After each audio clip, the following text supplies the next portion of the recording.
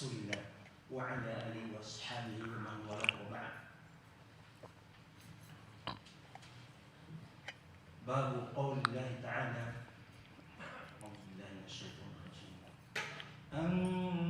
النفس بالنفس والعين بالعين والأنف. هذا خلاص قرأنا هذا لما اقرأ كمل. أن النفس بالنفس والعين بالعين والأنف بالأنف والأذن بالأذن والسن بالسن والجروح قصاص فمن تصدق به فهو كفارة له ومن لم يحكم بما أنزل الله فأولئك هم الظالمون. بسم الله والحمد لله والصلاة والسلام على رسول الله وعلى آله وصحبه وبعد. قال الإمام البخاري رحمه الله تبارك وتعالى باب. Berkata Imam Al-Bukhari rahimahullah, babu qaulillahi ta'ala, bab tentang firman Allah Subhanahu wa taala, anna nafsa bin nafsi, sesungguhnya jiwa itu dibunuh dengan menumpahkan jiwa yang lain. Wal aina bil aini, sebagaimana mata jika dibutakan maka wajib dikisas dengan mata seperti itu pula. Wal anfa bil anfi, hidung dengan hidung. Wal udhuna bil udhun, telinga dibayar dengan telinga. Was sinna bis sinni, gigi maka dibayar dengan gigi. Wal juruha qisas, segala macam bentuk hal yang melukai seseorang dalam jinayat maka berhak untuk dikisas. Faman tasaddaqa bihi fahuwa kafaratul lah, barang siapa yang rela tidak menuntut qisas tapi diganti dengan diat, maka itu sebagai bentuk penghapus dosanya dari tuntutan qisas. Wa man lam yahkum bima anzalallah fa ulaika humul zalimun, barang siapa yang tidak berhukum dengan apa yang telah Allah turunkan maka mereka itu adalah orang-orang yang zalim. Maka ayat yang mulia ini menunjukkan kepada kita tentang adanya qisas dalam bentuk pembunuhan dan kriminal melukai ya di dalam Islam. Al-qisas makna adalah kewajiban untuk menuntut atas jinayat yang dilakukan atas seseorang sesuai dengan apa yang dilakukan. Jika seseorang merontokkan gigi seseorang, maka giginya dirontokkan. Jika seorang membutakan mata seseorang, maka matanya dibutakan. Jika seseorang membunuh seseorang, maka dia dibunuh. Inilah maknanya al-juruh qisas. Dan hal ini adalah merupakan perkara yang juga syariat umat-umat terdahulu. Karena ayat ini sebelumnya berkaitan dengan ahlul kitab, bahwasanya mereka diperintahkan untuk menjaga darah agar tidak tertumpah. Ya. Dan hal ini belum terhapus. Jadi syariat qisas hakikatnya bukanlah syariat Nabi Muhammad SAW sendiri, tapi dia merupakan syariat umat-umat terdahulu. Syariat untuk kaum Yahudi maupun Nasara. Ya.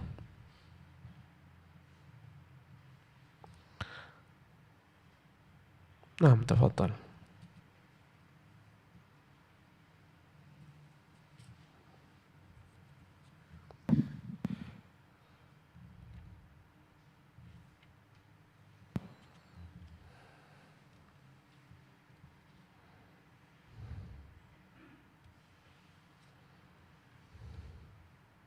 لا يحل دم امرئ يشهد أن لا إله إلا الله وأني عن عبد الله بن مسعود قال عن عبد الله بن مسعود قال لا يحل دم امرئ قال رسول الله صلى الله عليه وسلم لا يحل دم امرئ يشهد أن لا إله إلا الله وأني رسول الله إلا بإحدى ثلاث النفس بالنفس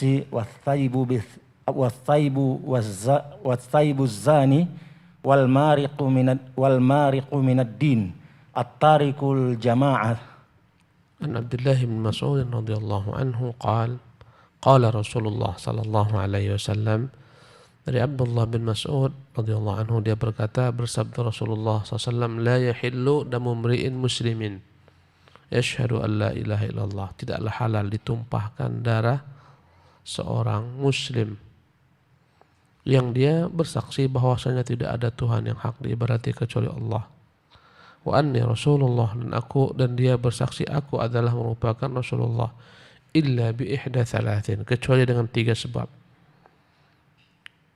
Dengan 3 sebab inilah halal darahnya atau dihalalkan darahnya untuk penguasa menumpahkannya. An-nafsu bin nafsi, pertama adalah jiwa dibayar dengan jiwa, pembunuhan dengan sengaja, al-qatlul amdu, maka layak dituntut qisas. Sebagaimana dia menumpahkan darah seseorang, maka darahnya berhak ditumpahkan. Yang kedua, ats-tsayyibuz zani. Ats-tsayyibuz zani maknanya adalah orang yang telah menikah dan dia berzina. Jika telah tegak saksi-saksi atau dia mengaku, maka diterapkan atasnya rajam.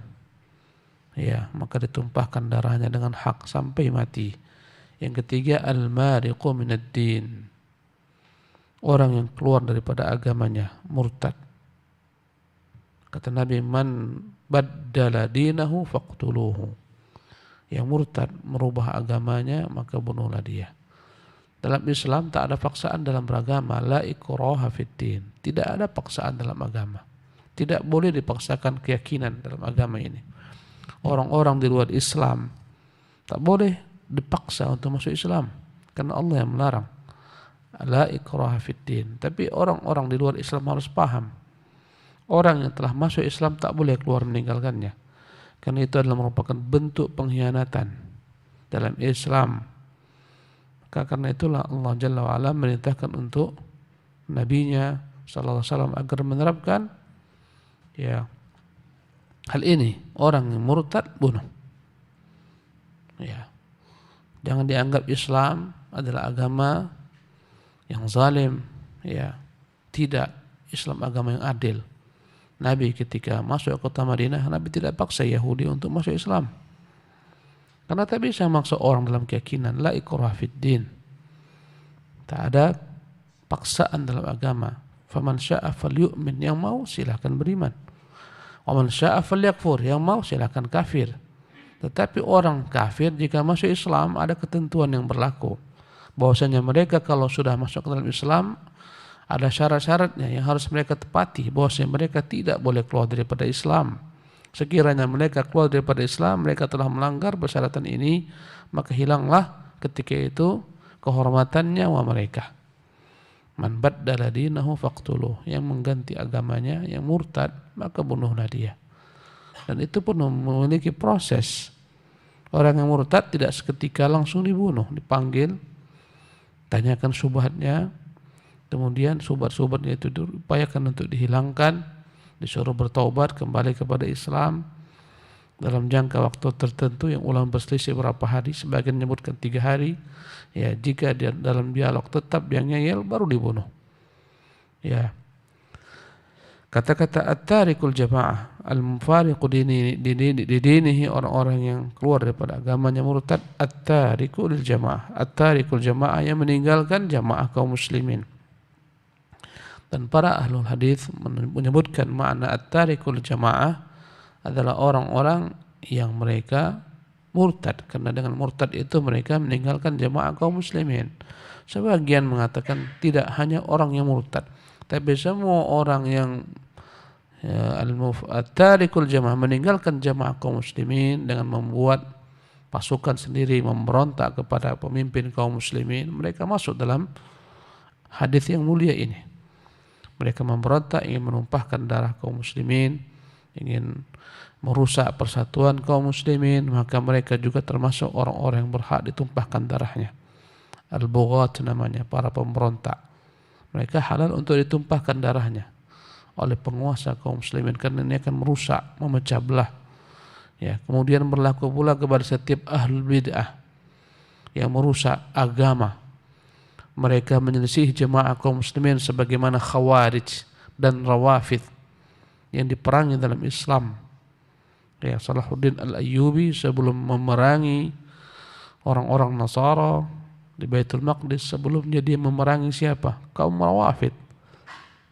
Ya, yang telah menguasai sebagian negeri Islam, menguasai Mesir, menguasai Maroko, Al-Maghribul Arabi.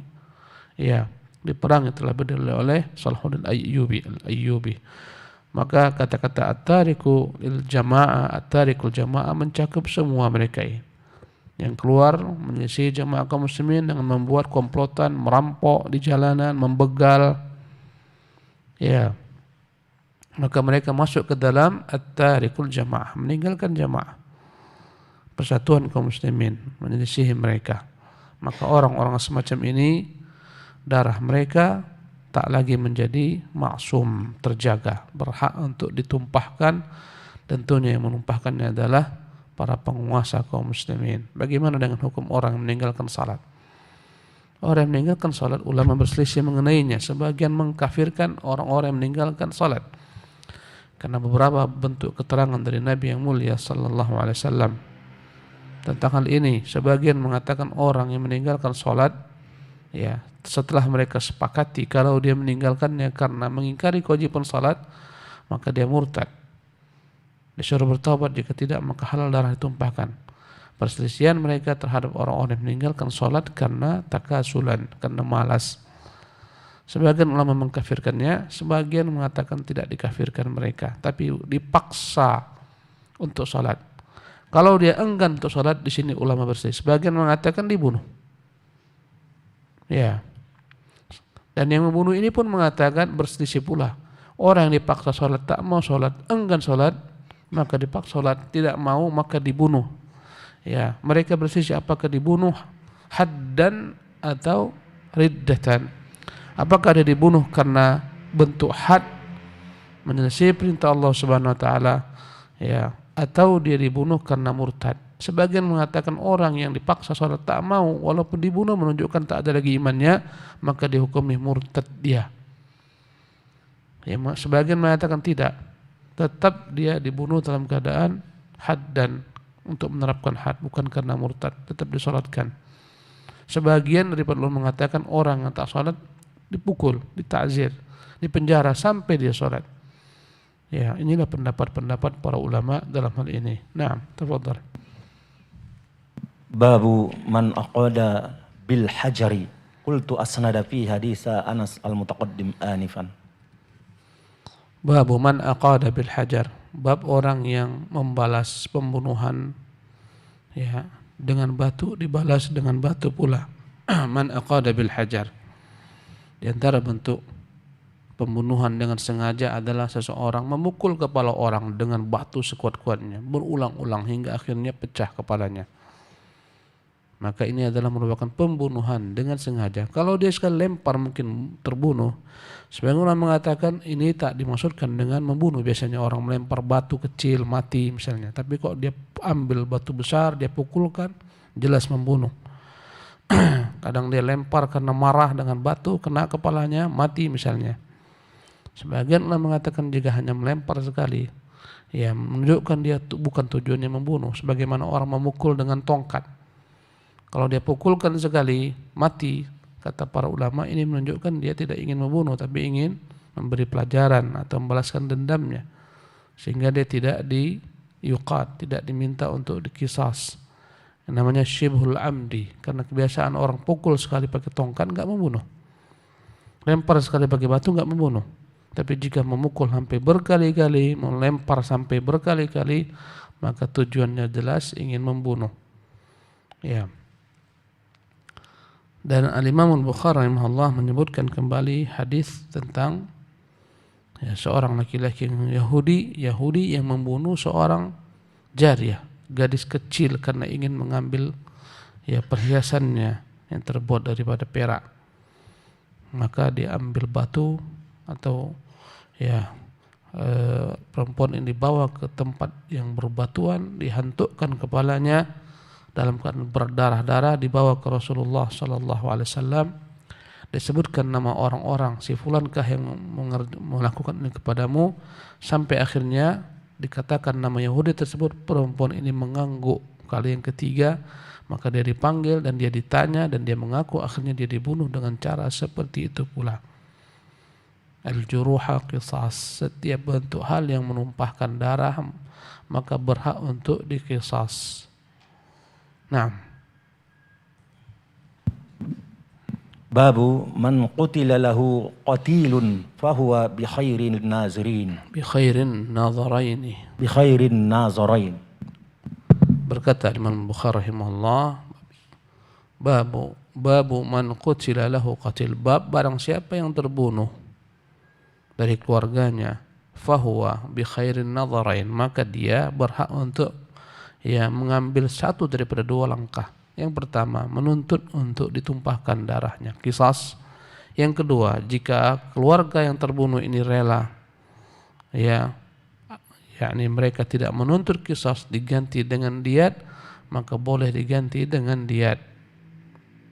Inilah makna bi khairin nadharain. Kalau keluarga yang terbunuh tak rela, kecuali harus ditumpahkan darahnya, wajib ditumpahkan.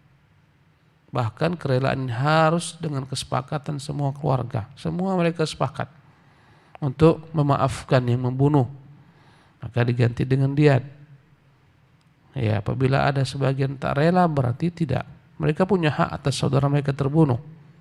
Sampai semua rela semuanya mereka, maka tidak diterapkan ketika itu qisas, digantilah dengan diat.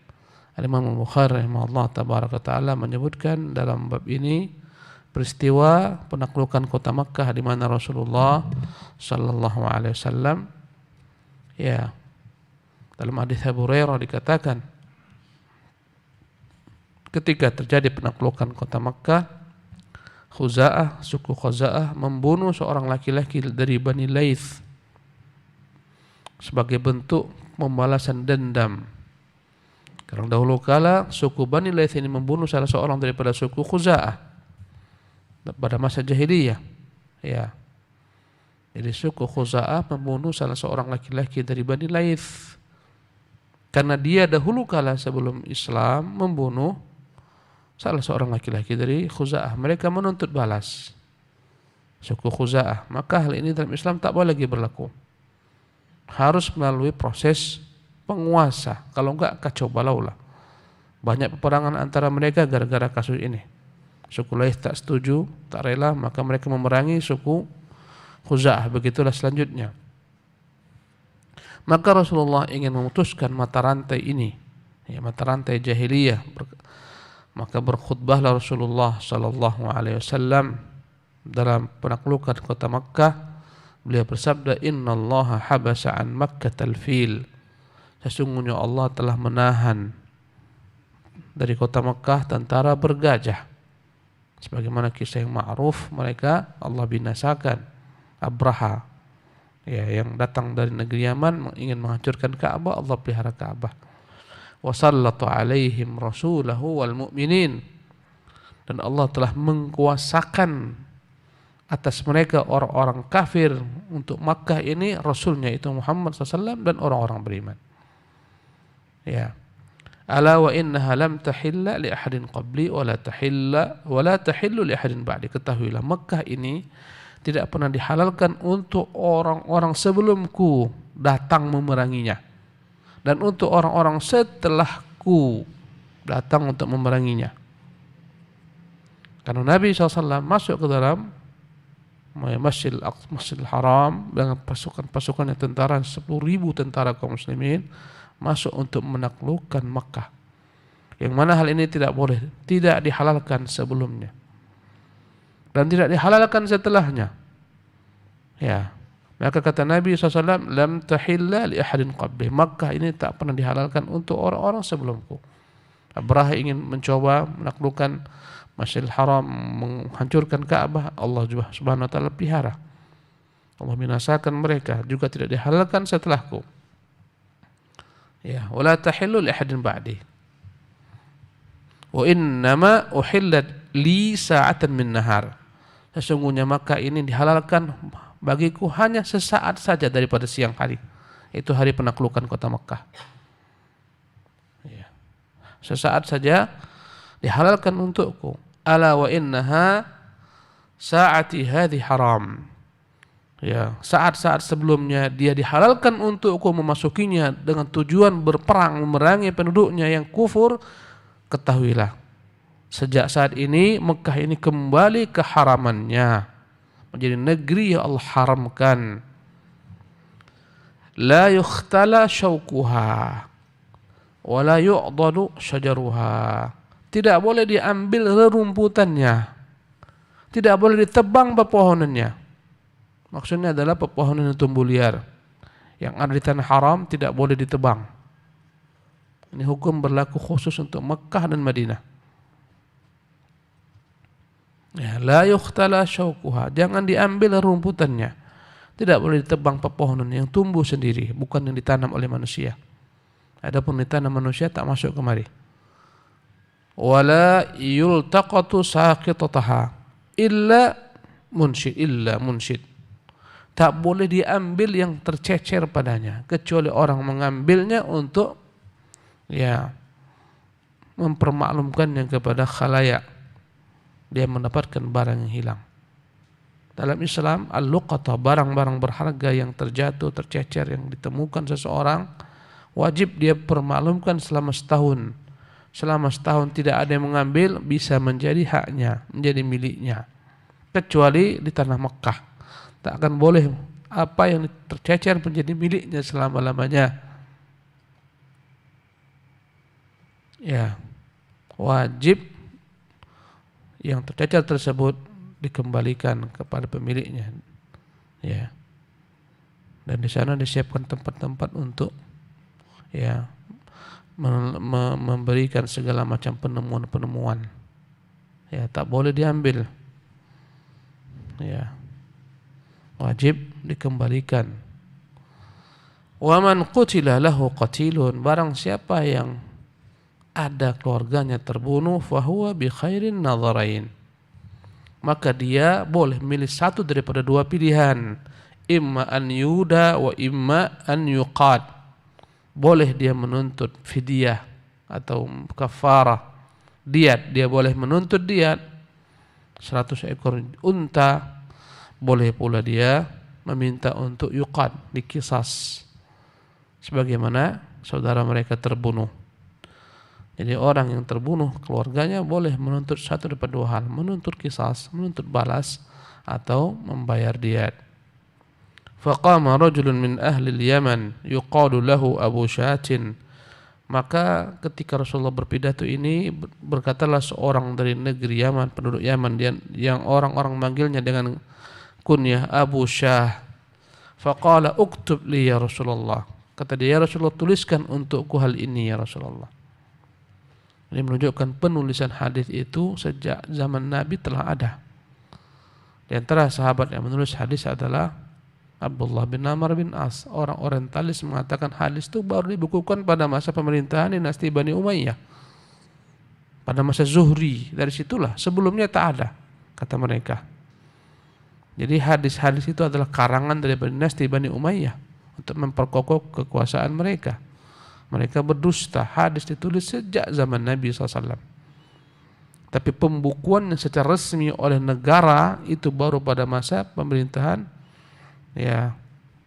dinasti Bani Umayyah, pada masa Syabun Az-Zuhri, yang diperintahkan untuk mengumpulkan hadis-hadis pada masa pemerintahan Umar bin Abdul Aziz. Adapun sebelumnya masing-masing sahabat memiliki catatan. Di antaranya adalah Abdullah bin Amr bin As. Maka di sini dikatakan oleh Abu Syah, uktub li ya Rasulullah, tuliskanlah untukku ya Rasulullah. Faqala Rasulullah, uktubu li Abi Syatin, tuliskanlah apa yang kuucapkan ini untuk Abu Syah, karena menjadi ingatan baginya. Jadi penulisan hadis telah ada sejak zaman Nabi SAW.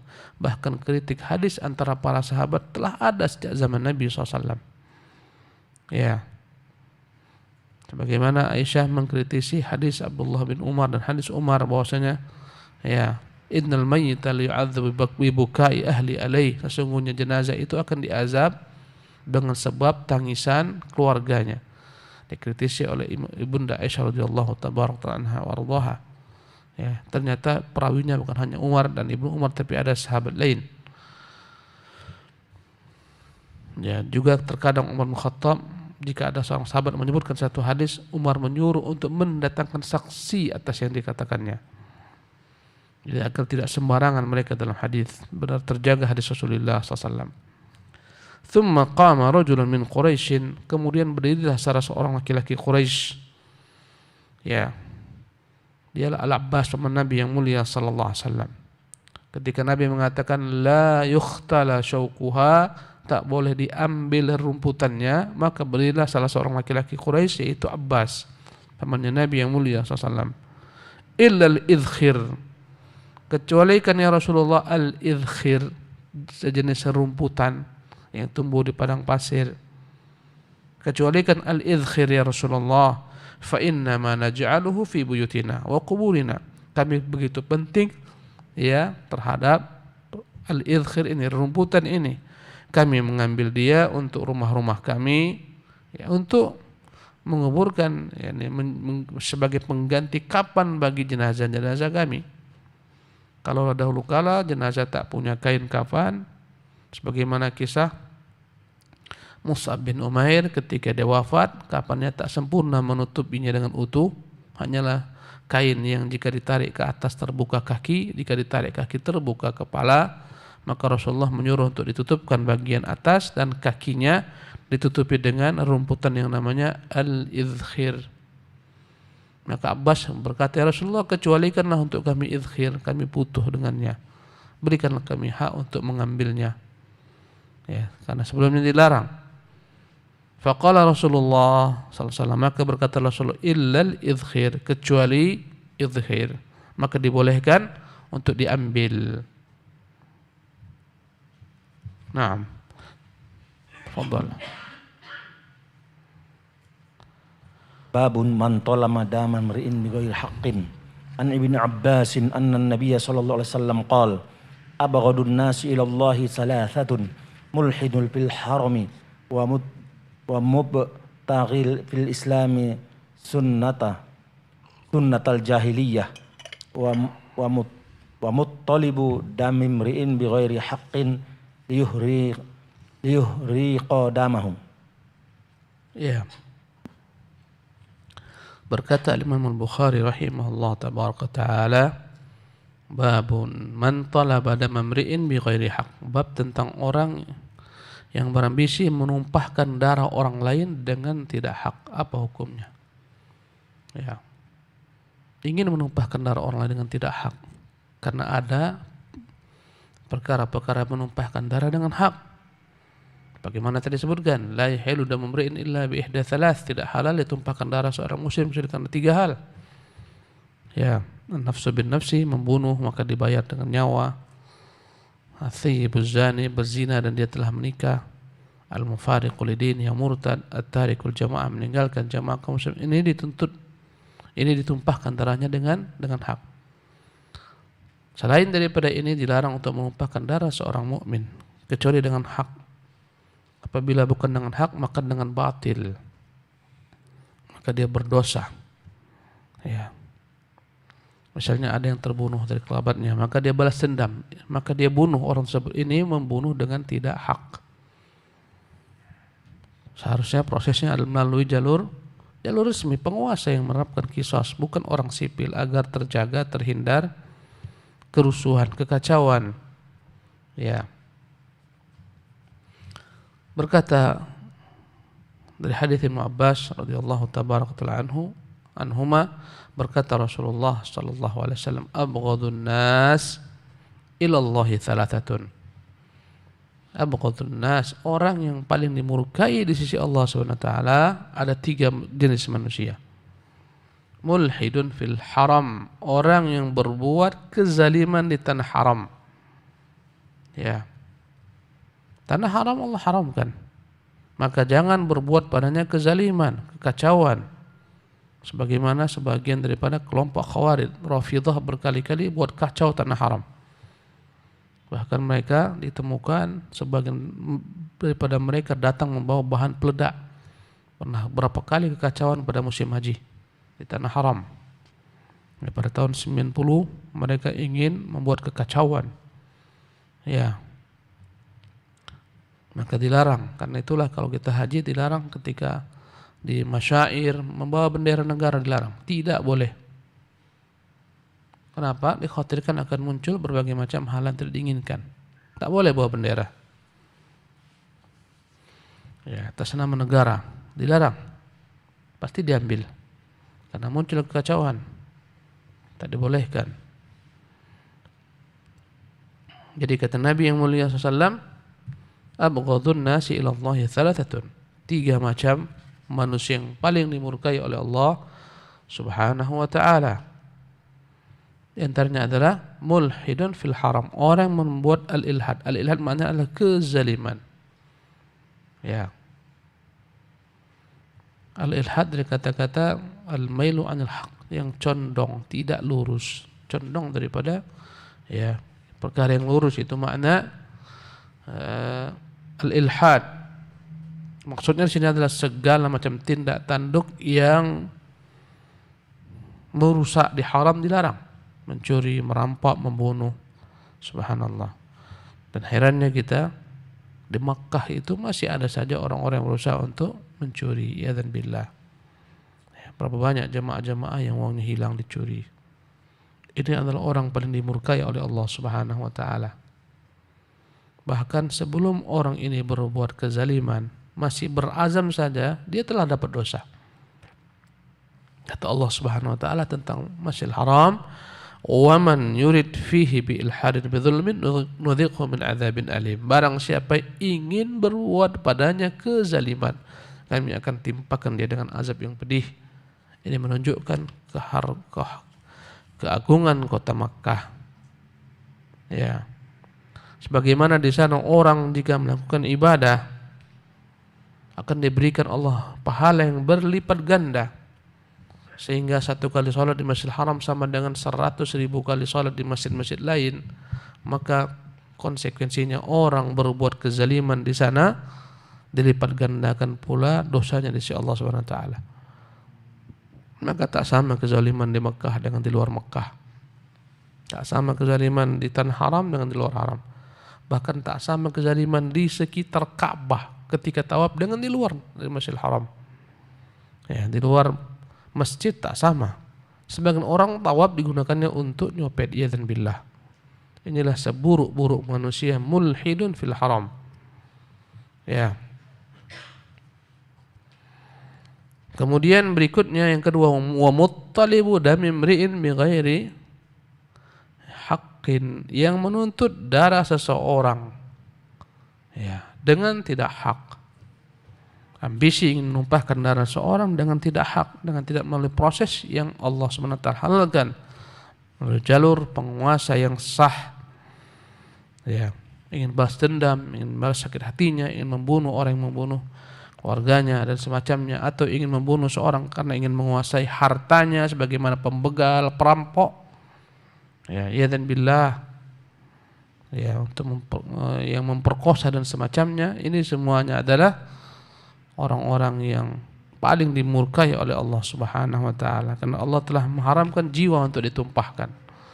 Kemudian dia menumpahkan dengan tidak hak. Ya. Andai kata ada seseorang yang terbunuh daripada keluarganya, dia berhak untuk menuntutnya kepada penguasa, melaporkannya, mengadu. Ya, boleh dalam hal ini, tidak ditumpahkan sendiri. Yang ketiga, ya, abghadun nasi ila Allah thalatha. 3 macam manusia paling dimurkai Allah. Mulhidun fil haram, yang pertama adalah mulhidun fil haram, orang-orang yang berbuat kezaliman di tanah haram. Yang kedua, mubtaghin fil islami sunnatal jahiliyah, yang ingin kembali kepada kebiasaan-kebiasaan jahiliyah setelah Islam. Ya. Setelah Islam datang, maka semua tradisi jahiliyah harus benar-benar dihapuskan. Di antara sunnah jahiliyah adalah menuntut balas pembunuhan dengan pembunuhan sebagaimana yang disebutkan sebelumnya, bahwasanya Khuza'ah membunuh salah seorang laki-laki padahal telah Islam. Ya, telah memeluk Islam, maka telah ditaklukkan salah seorang dari laki-laki Bani Laith dibunuh oleh suku Khuza'ah sebagai tuntutan balas dendam karena laki-laki itu dahulu membunuh salah seorang suku mereka. Maka Nabi SAW putuskan rantai tersebut, kata Nabi, ini sekarang tak boleh lagi. Ya, tak boleh lagi suku Bani Laith menuntut dengan membunuh daripada suku Khuza'ah, tidak. Maka Rasulullah membayarkan diat daripada laki-laki dari Bani yang tadi terbunuh, dibayar diat, diputuskan mata rantai, balas dendam. Maka orang yang paling dibenci adalah orang ingin mengembalikan kebiasaan-kebiasaan jahiliyah setelah datangnya Islam. Ya, secara khusus tentang perkara darah yang terbunuh sebelum jahiliyah, dan secara umum segala macam perilaku-perilaku jahiliyah. Orang-orang jahiliyah tak berbaju, orang-orang jahiliyah tak berbusana. Ya, sebagian mereka ada istiadatnya demikian. Maka tak boleh ada upaya-upaya mengembalikan kembali kepada masyarakat dalam Islam tradisi-tradisi jahiliyah. Orang yang berusaha untuk mengembalikan tradisi jahiliyah atas nama budaya, atas nama menjaga adat istiadat, mereka adalah orang yang paling dimurkai oleh Allah Subhanahu wa taala. Berbagai macam situs-situs kesyirikan yang terjadi ya daripada agama-agama sebelum Islam, negeri ini misalnya ingin dilestarikan atas nama tradisi. Ya, sehingga kesyirikan disuburkan atas nama tradisi, atas nama budaya, menjaga budaya, menarik para wisatawan mancanegara. Ini semuanya adalah orang yang paling dibenci oleh Allah Subhanahu wa taala. Mubtaghin fil islami sunnatal jahiliyah. Berikutnya adalah wa muttalibu dam imri'in bighairi haqqin liyuhriqa damahu. Orang yang menuntut ambisi menumpahkan darah seseorang dengan tidak hak, maka darahnya ditumpahkan sebagaimana tadi kita telah jelaskan. Inilah 3 makhluk yang paling dimurkai oleh Allah Subhanahu wa taala. Wallahu taala alam. Kita padakan sampai di sini. Subhanakallah bihamdik, asyhadu an la ilaha illa anta, astaghfiruka wa atubu ilaik.